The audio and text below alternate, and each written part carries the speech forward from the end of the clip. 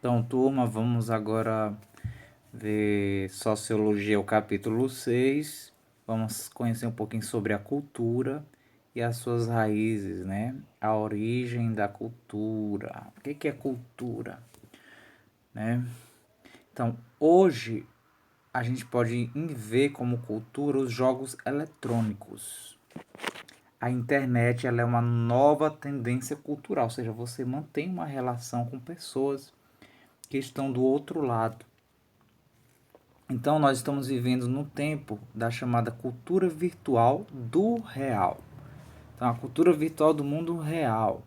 Quem vai dizer isso é o Manuel Castelli, no ano de 1942, ele vai fazer essa observação. Por quê? Porque surge a chamada revolução tecnológica. O que seria esta revolução tecnológica? Que surge no século, mais ou menos, século XX. O século XX corresponde mais ou menos entre o ano 1900 ao ano 2000. Nós vimos e estudamos sociologia que passamos por diversas revoluções, né? Revolução Francesa, Revolução Industrial, tivemos o Iluminismo, do racionalismo, né? Revolução Intelectual e por aí vai. Então a Revolução Tecnológica ela passou a colocar homem vezes máquina e passou a colocar o cliente diante de uma máquina, cliente e máquina. O que seria cliente e máquina? Cliente e a máquina. Eu vou dar um exemplo para vocês. Hoje existem caixas, esses caixas de supermercado que você passa suas compras. Hoje existe caixa que não precisa mais daquela pessoa que fica ali trabalhando no caixa, né? Que vai passando o código de barra e vai colocando as compras na sacola.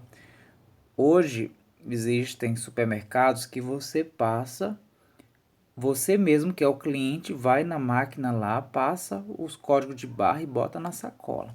Então, isso está sendo as novas formas de cultura do meio nosso social. Por isso que dizemos que estamos nesta revolução tecnológica, porque a tecnologia está revolucionando. A tecnologia está transformando um novo modo de viver da sociedade. Levando isso até que a gente viu no capítulo 4 sobre a crise de emprego, a crise no trabalho, porque a tecnologia está substituindo funcionários. Por exemplo, essas questões de aulas remotas.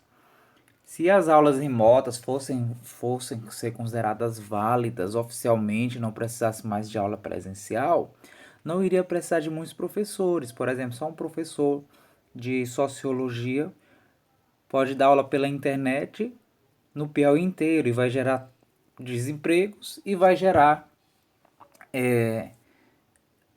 os desempregos e vai diminuir a quantidade de professores, né? Muitos professores vão ficar sem emprego, porque não vai precisar de muitos professores, só um poderá dar aula no estado todo, de todas as escolas do Piauí. E aí você é o cliente, aluno, que vai estar de frente de uma máquina, que é o celular ou o computador, para estar vendo as aulas. Então a revolução tecnológica está trazendo isso, e também sem contar o que está acontecendo dentro das redes sociais, né? Contato, Facebook e por aí vai, ok? Então, mas o que acontece? Tudo o que pode ser aprendido e ensinado faz parte da cultura. Então, cultura é isso. Tudo que você pode aprender e tudo que pode ser ensinado é cultura. A palavra cultura vem, o termo cultura vem do latino colere, que quer dizer cultivo, cultivar. Então, cultura é isso, é cultivar, ter todo aquele cuidado. Uma cultura que vai definir o que é o bem e o mal, o que é o justo ou injusto, o que é o lícito e o que é o ilícito. Por exemplo, se você vive numa cultura de povos cristãos, é errado isso, é certo isso. Por exemplo, quem é cristão, religiosos cristãos, da igreja cristã, católico, é errado a prática casamento homem com mulher. Isso é errado, isso é do mal, isso é ilícito, isso não está certo. Mas para quem não é cristão, outras religiões já diz que isso é certo. Então são culturas diferentes. Então vocês têm que entender, a cultura que vai dizer o que é o certo e o que é o errado para você. Né? A cultura que cada um vive. Qual é a cultura que cada um vive?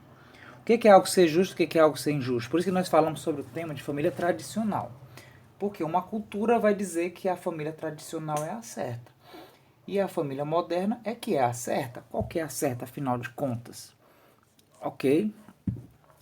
Os sociólogos, alguns sociólogos, não todos, eles consideram cultura e civilização a mesma. Por exemplo, eu posso dizer que o Tarzan, que é lá da floresta, ele é um homem que não está civilizado só porque ele não mora na cidade. Então, alguns sociólogos vão dizer que não, né? Eu não posso dizer que ele não é civilizado. Ele é civilizado dentro da floresta dele, no meio do povo dele lá dos matos, da floresta. Ele é civilizado, sim. Então, a cultura do Tarzan não é uma cultura errada e diferente de quem mora na cidade. Então, quem, por exemplo, mora na cidade e vai por mato para a floresta, lá para o mundo do Tarzan, o mundo que o Tarzan vive, quem é da cidade e for para a floresta não é civilizado dentro da floresta.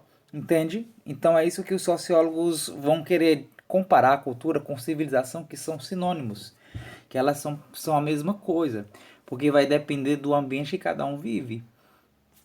Ok? E dentro de tudo isso tem surgido o que a gente chama etnocentrismo. O que é o etnocentrismo? Etnocentrismo tipo, o meu modo de vida é o único correto. Então a cultura ela vai procurar mostrar que qual é o modo correto. Como eu mostrei, para os cristãos o modo correto é a família tradicional, homem com mulher. Para os cristãos é ser um homem só tem uma mulher.